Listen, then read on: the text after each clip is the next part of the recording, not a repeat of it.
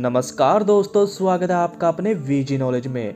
आज उस व्यक्ति की बात करेंगे जिसने बहुत ही कम समय में अंडरवर्ल्ड में किया अपना नाम, जो था छोटा राजन पर हमला करने में शामिल, जिसने बालू डोकरे को मारा। जी हाँ, यहाँ बात हो रही है राशिद हुसैन शेख उर्फ राशिद मलबारी की। राशिद मलबारी का जन्म 1971 में हुआ। उसके पिता ने 3 शादी की। तीसरी पत्नी से 8 बच्चे हुए, जिनमें से एक राशिद है। राशिद मुंबई के गोवंडिया शिवाजी स्कूल में पढ़ा। वो सिर्फ 5वीं कक्षा तक ही पढ़ा। 1975 में राशिद के पिता जल बसे। पिता की मृत्यु के बाद परिवार घाटकों पर आकर रहने लगता है। ये वो समय था जब मुंबई अंडरवर्ल्ड की चपेट में आ चुकी थी। बहुत से यंगस्टर्स के अंदर अंडरवर्ल्ड में घुसने की तलब लगी रहती थी। 10 से 11 साल की उम्र में राशिद मलबारी ने चाय की दुकान पर काम किया। उसको और ज़्यादा पैसे कमाने थे, जिसके बाद वो दूध डिलीवरी का काम भी करना शुरू कर देता है। वो सुबह लोगों के घर दूध पहुंचाया करता और बाद में चाय की दुकान पर काम करता। 1985 में राशिद के जीजा उसको दुबई अपने पास बुला लेते हैं। दुबई में भी उसने मेहनत की। दुबई में उसने अल क्वीन नाम की आइसक्रीम कंपनी में काम करना शुरू कर दिया। राशिद ठीक ट्रैक पर चल रहा था। कितना पैसा परिवार को देना है और कितना खुद रखना है, वो सब अच्छे से देख रहा था। राशिद की दुबई में मेहनत जारी थी, मगर उसका बड़ा भाई इस्माइल मलबारी मुंबई में ऐसे लोगों के टच में आ गया था जो छोटा मोटा झगड़ा किया करते थे। छोटे मोटे झगड़े जल्द बड़ी लड़ाई झगड़े में बदल गए। राशिद के भाई का हवालात में आना जाना लग जाता है। उस पर एक के बाद एक कई केस दर्ज होने शुरू हो गए। राशिद के भाई इस्माइल को बाबा साहब नाम के शख्स की हत्या के मामले में जेल हो जाती है।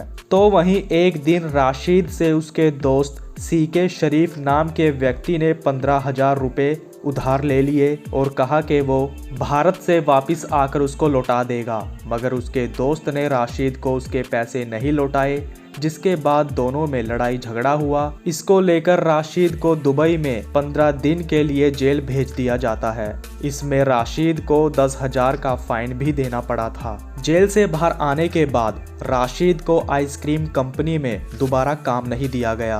वो एक गैराज में लग जाता है। वहाँ उसने मैकेनिक का काम सीखा।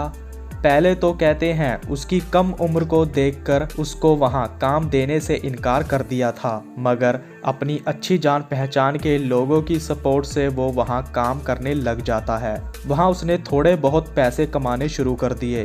राशिद का भाई लंबे समय से जेल में बंद था।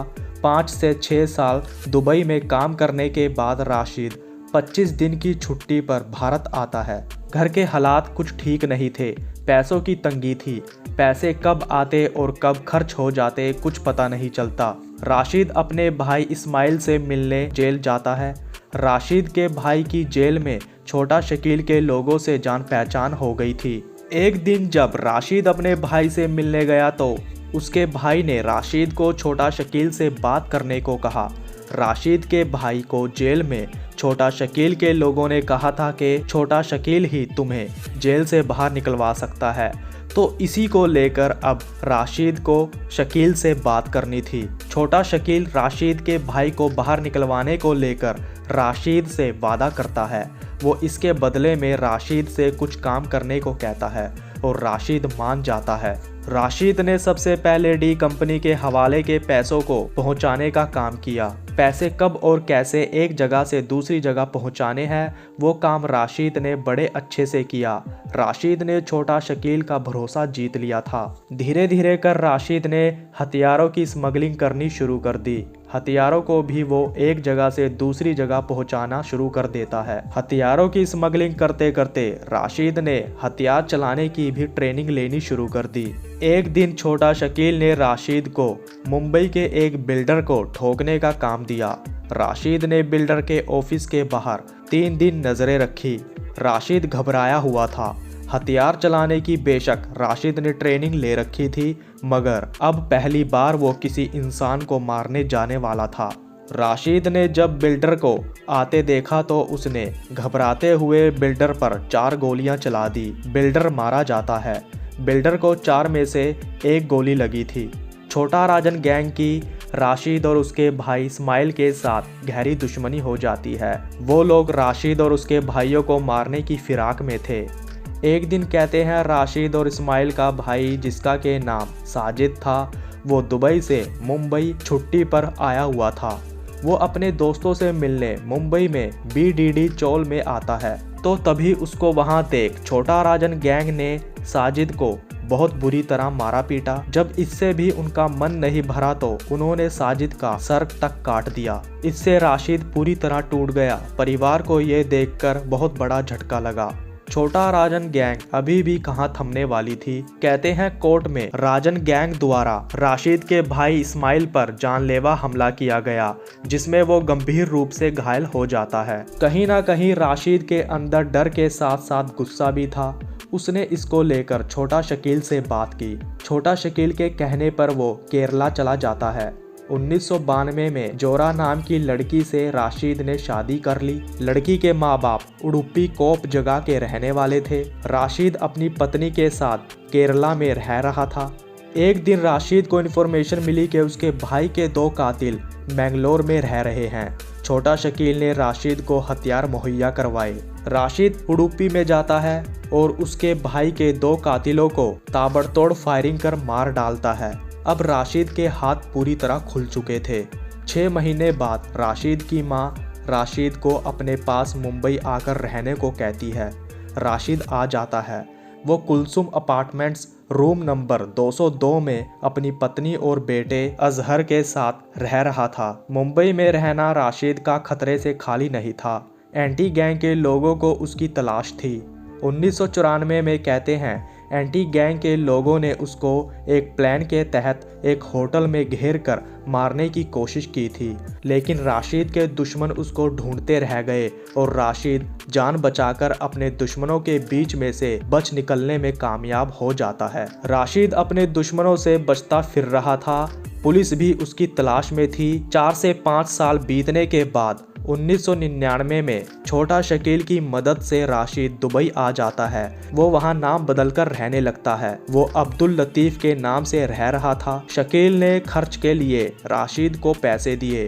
राशिद दुबई कुछ समय अपनी बहन के पास रहा। छोटा शकील की तरफ से राशिद को छोटा राजन को ठोकने का ऑर्डर आया। 2000 में राशिद को बैंकॉक भेजा गया और यूसुफ नाम के शख्स के साथ कोऑर्डिनेट करने को कहा। राशिद के हाथों में 3 पिस्टल्स दे दी जाती है। वो बैंकॉक में पेजपुरी नाम के फार्म हाउस में रुका हुआ था। वहां मुन्ना, झिंगाड़ा और कई अन्य शूटर्स भी थे। छोटा शकील ने उनको कहा था कि छोटा राजन और रोहित वर्मा एक 5 स्टार होटल में आने वाले हैं, तो उनको वहीं मारना है। राशिद और अन्य शूटर्स ने वेट किया मगर वो नहीं आए। 6 दिन बीत चुके थे। तभी एक दिन राशिद और दूसरे लोग छोटा राजन को देखते हैं। राजन के साथ उसका एक और साथी था। उस समय राशिद और दूसरे शूटर्स के पास हथियार नहीं थे। इत्तेफाक से छोटा राजन वहीं नजदीक ठहरा हुआ था जहां राशिद, मुन्ना झिंगाड़ा और अन्य शूटर्स ठहरे हुए थे।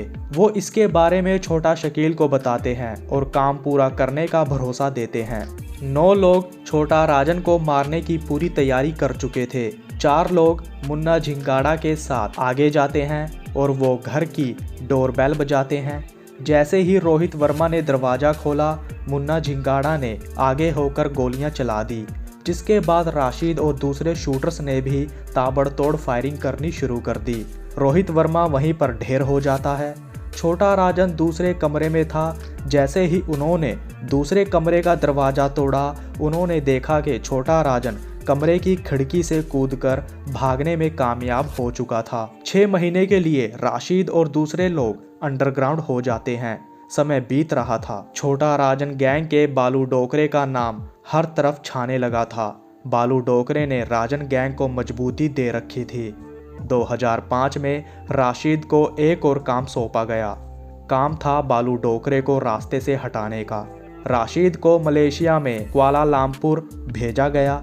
वहां राशिद ने चाकू चोपर से एक के बाद एक कई बार बालू डोकरे पर हमला किया। बालू डोकरे खून से लथपथ नीचे गिर जाता है और वहीं उसकी मौत हो जाती है। उस हत्या को अंजाम देने के बाद राशिद फिर से थोड़े समय के लिए अंडरग्राउंड हो जाता है। एक देश से दूसरे देश वो छिप छिपाते फिर रहा था। 2009 में वो बांग्लादेश के रास्ते भारत आता है, जिसके बाद उसको अरेस्ट कर लिया जाता है। 2014 में राशिद मंगलुरु कोर्ट से बेल पर बाहर आने के बाद भारत से दूसरे देश फरार हो जाता है। राशिद पर रेड कॉर्नर नोटिस जारी किया जा चुका है। जुलाई 2018 में राशिद को अबू धाबी पुलिस ने अरेस्ट कर लिया।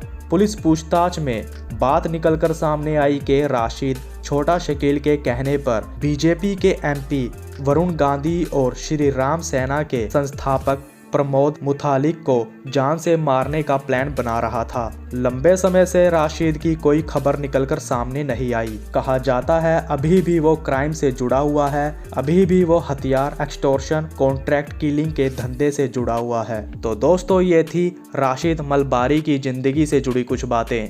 अब तक के लिए इतना ही। तो नमस्कार दोस्तों।